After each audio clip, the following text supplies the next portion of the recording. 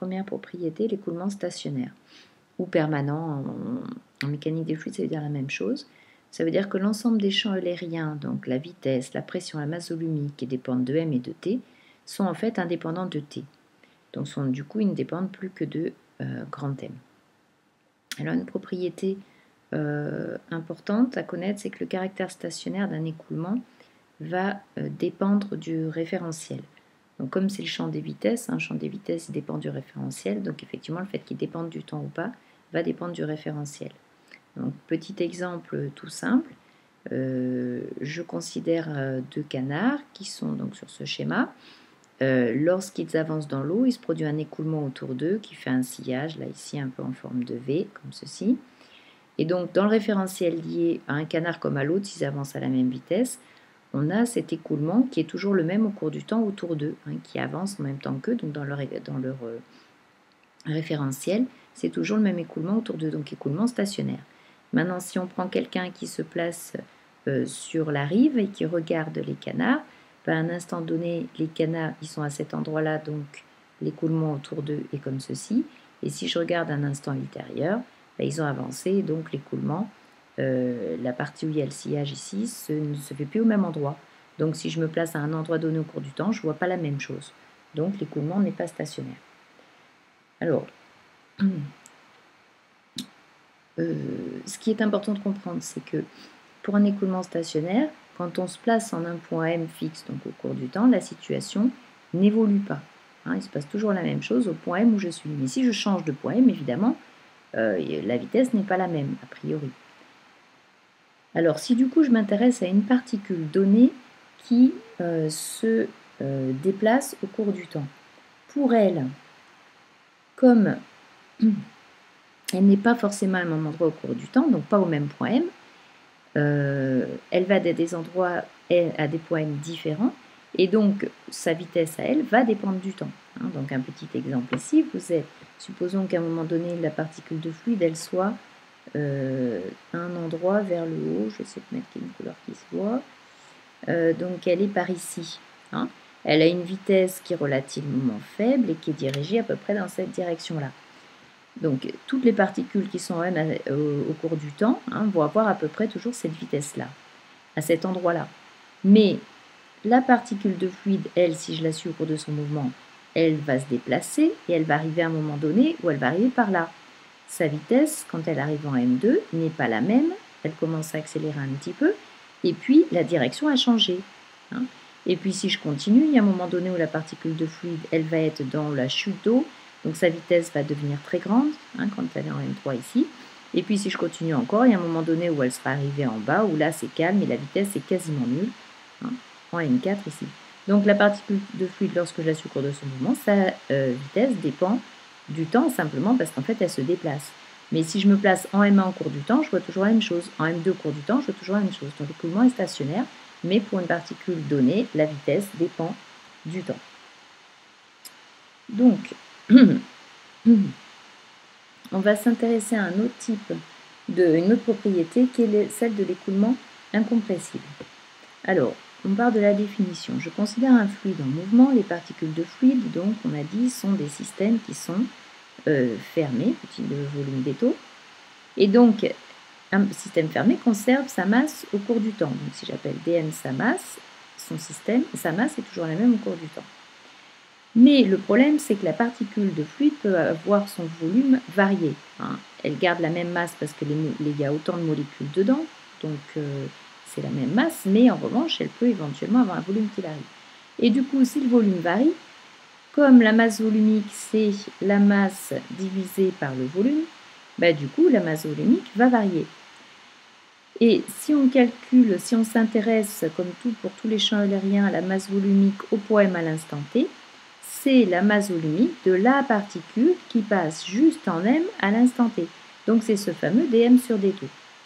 Alors, on dira que l'écoulement est incompressible si justement pour chaque particule de fluide, lorsqu'elle se déplace au cours de son mouvement, sa masse volumique se conserve. Donc son volume aussi évidemment. Donc ça doit être vrai pour toutes les particules de fluide, mais chacune au cours de son mouvement. Donc, ça, c'est un modèle qui est bien adapté aux écoulements de liquide, puisqu'on considère souvent que ce sont des fluides incompressibles, et aux écoulements gazeux stationnaires, si la vitesse d'écoulement est petite devant la vitesse du son. Donc, autre propriété, donc ce caractère incompressible là, ne dépend pas du référentiel. On va voir un outil qui va nous permettre d'exprimer qu'un écoulement est incompressible, donc en faisant intervenir la notion de masse volumique d'une particule de fluide qui se conserve, qui est une notion lagrangienne en fait, mais avec un outil eulérien qui est donc le champ des masses volumiques mu de m et de t. Donc on va travailler avec ce qu'on appelle la dérivée particulière de la masse volumique.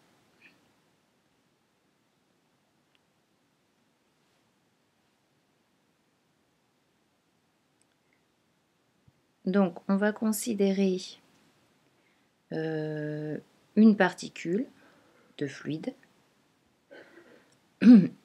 qui passe en m à t. Cette particule de fluide, donc qui passe en m, on va définir le vecteur position r à l'instant t, donc elle est ici à l'instant t. Et puis après, elle suit une certaine trajectoire, donc en fait à l'instant t plus dt, elle est évidemment plus en m, elle est en un autre point, m', qui est très proche de m. Ce point m', il a comme vecteur r' égale r plus dr, puisque le point est tout près, à l'instant t plus dt. Et donc, je vais exprimer la façon dont la masse volumique de la particule de fluide varie entre t et t plus dt. Donc en fait, on va faire ce qu'on appelle un taux d'accroissement. En fait, on va calculer la limite du taux d'accroissement. Donc en fait, la dérivée de la masse volumique de la particule de fluide, mais au cours de son mouvement, en la suivant. Donc cette chose-là, ça s'appelle la dérivée particulière, justement, de la masse volumique, parce que ça veut dire dérivée de la masse volumique de la particule de fluide volumique de la particule de fluide au cours de son mouvement.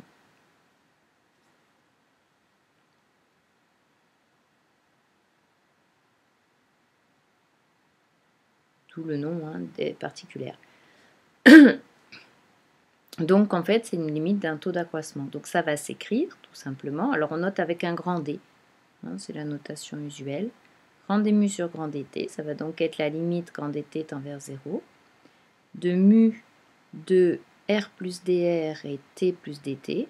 Donc la masse volumique, quand on est en t plus dt en r plus dr, moins la masse volumique en r à t, divisé par dt. Et donc, on fait tendre tout ça dt vers 0. Donc, c'est bien la variation de la masse volumique de la particule de fluide. Donc, on constate que mu dépend de t, d'une part parce que explicitement, on voit apparaître dans l'expression le mu de m et de t, donc on voit apparaître le t ici. Mais comme ici, la particule de fluide, on l'étudie dans son mouvement, donc ses coordonnées dépendent du temps. Donc le mu de m et de t, il va dépendre aussi de t par l'intermédiaire des coordonnées, de ces coordonnées. Donc on va travailler en cartésienne pour l'instant. Donc de x de t, y de t, z de t, qui sont les coordonnées de la particule, et qui bien sûr ici, dans notre étude, puisque la particule bouge, ses coordonnées dépendent du temps.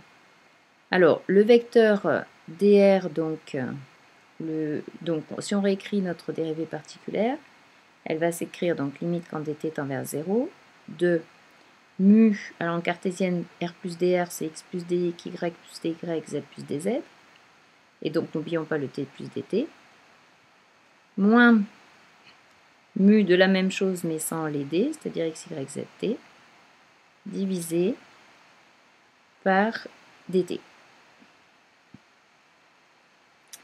Alors du coup, quand on fait cette dérivée-là, si on avait par exemple que du t, ça ferait petit d mu sur dt, si la grandeur dépendait que de t. Si elle dépendait que de x qui lui-même dépend de t, en fait, c'est une dérivée, ce serait du mu de x de t. Donc quand je dérive, ça ferait du d mu sur dx fois dx sur dt. Là, comme j'ai les 4 variables, ça va s'écrire de la façon suivante.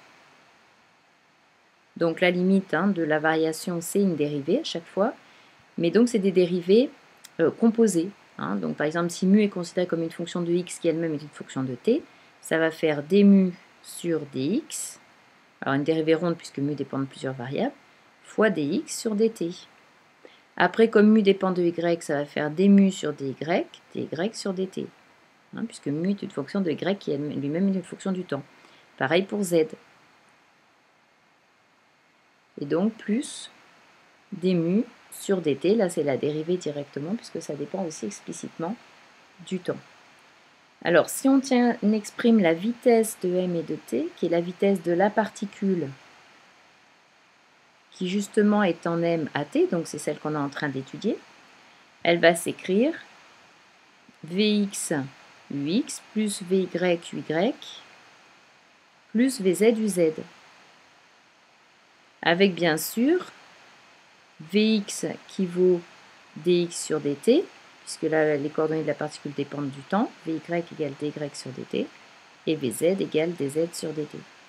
Donc notre dérivée particulière, on peut la réécrire en fonction de la vitesse, elle va s'écrire d mu sur dt égale d rond mu sur d rond x fois Vx, plus d rond mu sur dy fois Vy, plus d rond mu sur dz fois Vz, plus d rond mu sur d rond t.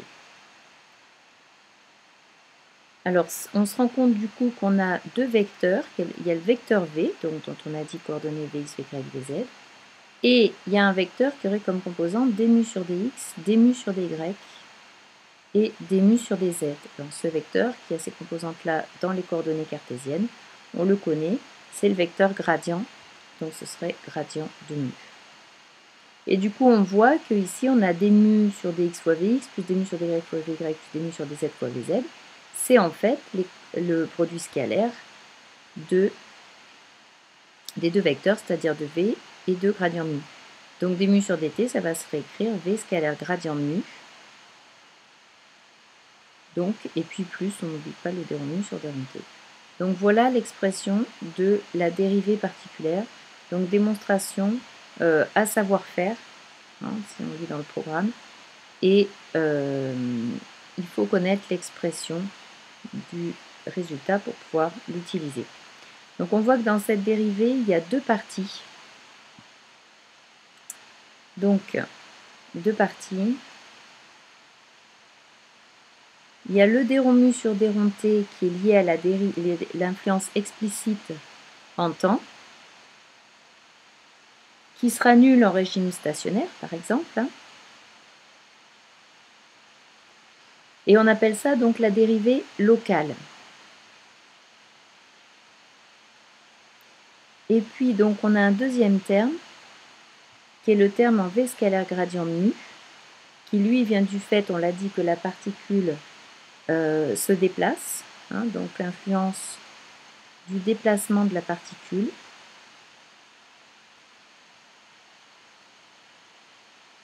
Sur la valeur de la variation de la masse volumique. On appelle ça la dérivée convective, de convection, donc qui est liée au mouvement.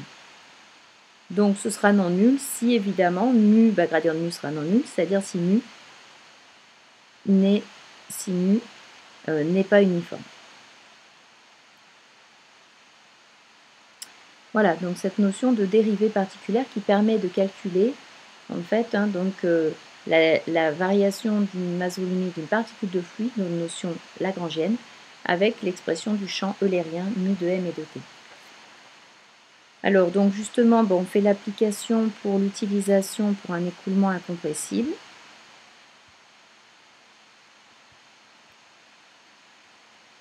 On a dit que pour l'écoulement incompressible, la masse volumique de la particule de fluide ne varie pas. Donc du coup, avec la définition qu'on vient d'en faire, ça veut simplement dire que grand d mu sur grand dt égale 0. Et donc ça, c'est équivalent à la notion de écoulement incompressible.